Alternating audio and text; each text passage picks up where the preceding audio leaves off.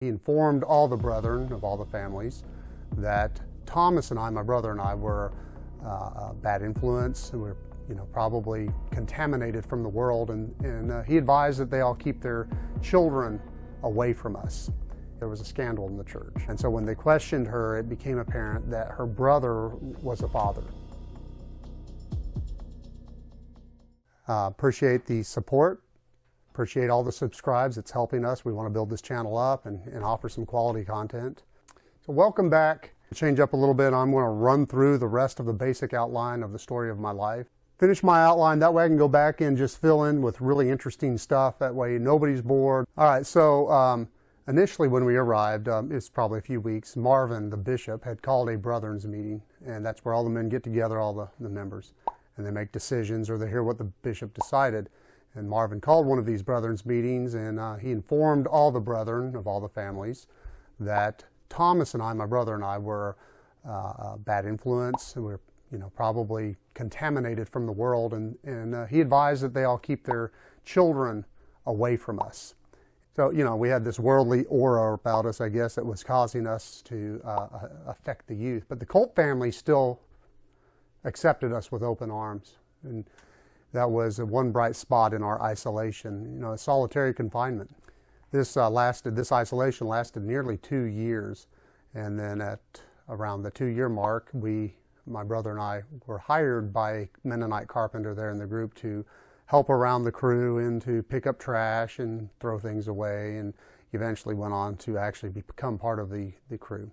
And we were getting paid I was getting paid around $3 an hour. I can't remember if it was a little less or a little more. I was about 16 at this point, and I had this full-time 40-hour-a-week job. It was very hard labor, building buildings. This was around 1996 or 1997, so I just point out, for those of you who don't know, that minimum wage was far above $3 an hour. But once again, this was a welcome change from isolation. Now we got out and we were able to see the other people in the church.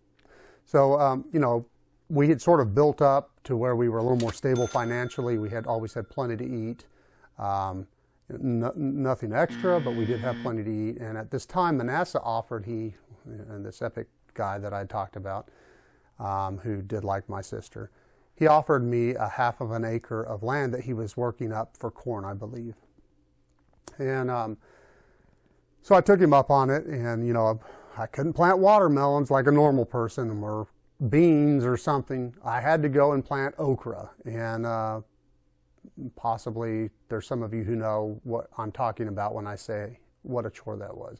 You pick okra, you have to pick it every other day, and it's got little splines, like you feel like you're picking a cactus after a while. My hands would bleed, and it'd rain, and you'd be walking between the okra, getting soaking wet, and your hands were bleeding. However, I made a lot of money off it. I made about $3 grand. And with that, I bought a little mini barn, a welder, some shoes. So by the time I was 17, the church people had learned that if there was, barn work to be done, especially like putting in hay, they learned that my brother and I were the people to call. And we could toss hay bale after hay bale and not give out. And they appreciated that. So guess who got called whenever there was hay on the ground? So, the solitary confinement slowly ended as these people discovered that my brother and I were not venomous. And I think during this time, my membership had been reinstated. My best friend had gotten baptized. And so at that same Sunday service, they reinstated my membership and started greeting other men again. I learned metalwork with the Colt boys. It's just maybe a hobby at first, but I got to where I really enjoyed any type of metalwork, especially welding. It was probably at least 16 months after we first moved there that my grandparents first visited. It was the first of my family from down in Texas that had come. And it was a funny story, but I'll save that for later. Through the years, they started making more and more of an effort to come over. And Marvin was very threatened by this, and he instructed us that as my family would come to visit us, that we would need to sit with him and make plans for which days we could visit with them.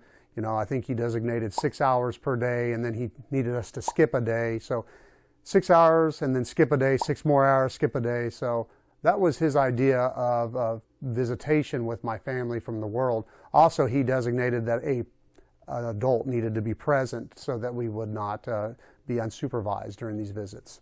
I still felt really guilty about betraying my dad. And it was around this time, as I was getting older, I started to realize that, my mom had painted him to be a really bad man, possibly evil. I started realizing that much of that she said was probably a fiction. And that made me even feel worse because I'd been duped and I had hurt a really good guy. So this church was really extreme in keeping the boys and girls separate. They really wanted there to be a division there. Not only did the people in church or at any meeting sit segregated, boys and girls, separate sides, men and women. But they weren't allowed to have any interchange whatsoever until they were what they called courting, or in other words, dating. And so at 21, I saw a young lady that I admired very much. I respected her. And so I went and I asked the bishop for his permission to ask her for courtship.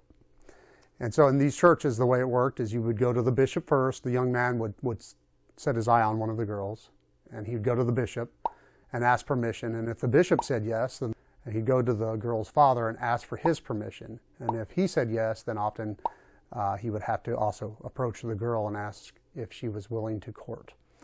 And so the whole idea behind courtship was totally whether two people wanted to get married or not. They were not allowed to date casually or have a casual friendship. So this was very, very austere. And when I was 21, I discovered this for myself.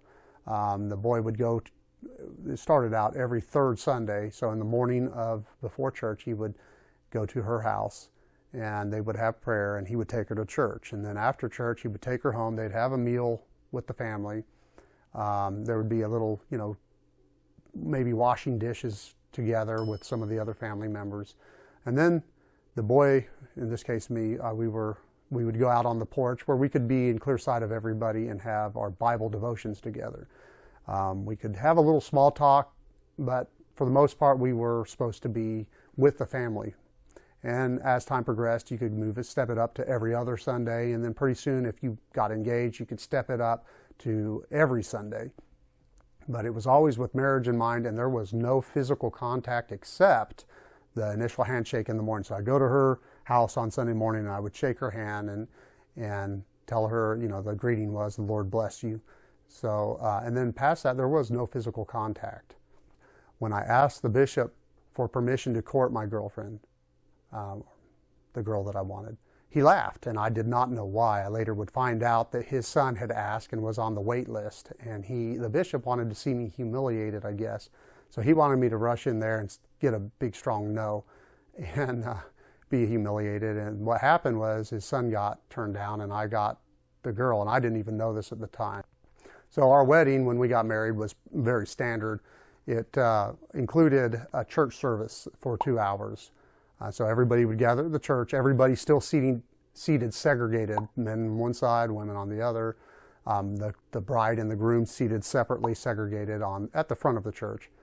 No special clothes were allowed, it was just Sunday wear, and there was preaching. And then at the very end of the 2-hour service, there would be a ceremony where the bishop would stand up and ask us to say our vows. And then at the end, we got to hold hands while there was a prayer, and then we were married. We didn't even get to choose the music or the songs, it was all a cappella singing. We didn't even get to choose which songs we wanted to be sung. And then we got, the ceremony was performed, and we walked back to church. We drove over to a barn, or is a shop, I guess, barn shop, to have our reception. There was another service there. We ate. Everything was very sterile. Then we came back that evening. We had a brief rest at home where I was whipped, but we went back right away for the evening meal, where the people that were from way out of town could come before they went home. So my wedding day was a very sterile, non-romantic day. So December 31st of 2003, we got married, and January 1st of 2005, my oldest son was born. I'm very proud of him. But about a few months after he was born, there was a scandal in the church, and I had alluded to this in previous videos, so I'll go into a little more detail. So what happened, we became aware, was there was a young girl, a 12-year-old girl, that got pregnant. And so they obviously, this became obvious and they couldn't hide it. And so when they questioned her, it became apparent that her brother was a father, and he was 19 years old at this time. And they slapped his hand a little bit, told him he was a bad boy, but they kind of let him go, and then they put the girl out of fellowship, and they ostracized her. I don't remember if it's straight up excommunication or expulsion, but it was severe, because they said she lured him into the sexual relationship. And I was floored. I mean, this did not make sense. So I approached one of the brethren, and that would have known, and I asked, how is this possible? He says, well, the 19-year-old boy said he had no idea what he was doing, and he only did it twice, and he's so sorry, he didn't know what he was doing. And so he needed mercy. But the girl, that girl, she is a modern-day Jezebel. And so I was bewildered.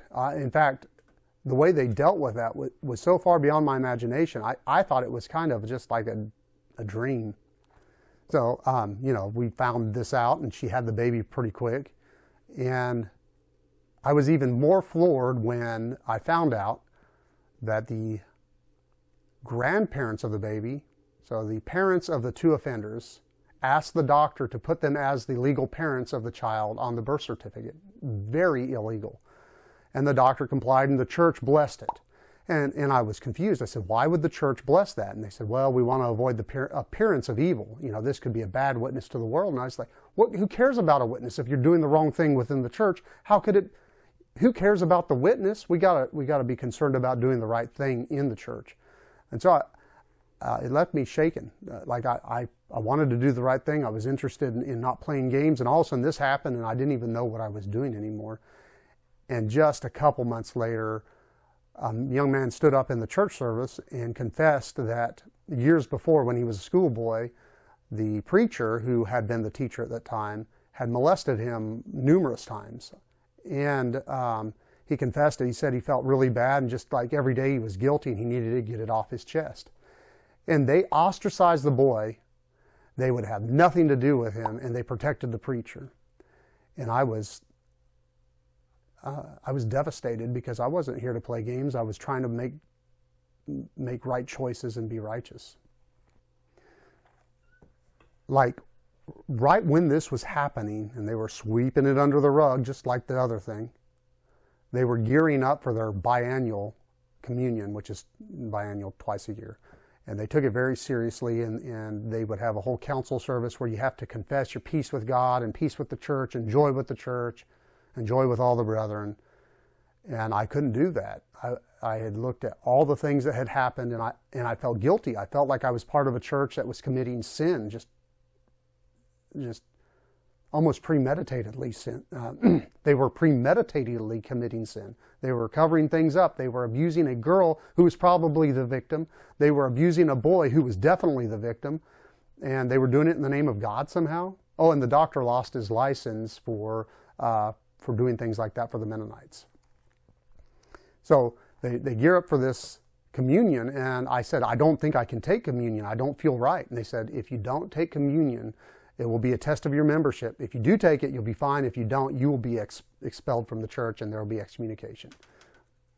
At this point, and there's a very large story here, and I hope to tell that, and it's a really good story. But at this point, I decided that I could no longer be part of this church because it was playing games. I then found a Mennonite group that was far more, say, liberal, but not a cult. They were not interested in control as this group had been. And I moved back to Texas to this other Mennonite group. And I'm no longer a Mennonite, but I do value some of their values. I hold in great respect. The good Mennonites value family, and they value community, and those are all things that we lack in America, sadly, today. I'm not a hater, but I could not put up with playing games. I couldn't put up with playing church. If I'm going to sacrifice for God, it's going to be honestly. Anyway, in the next few episodes, I'm going to tell some really good stories. And Manasseh is going to come back into the picture. He was an epic guy. And then we're going to also do some philosophy in the near future. Thank you, and y'all have a good evening.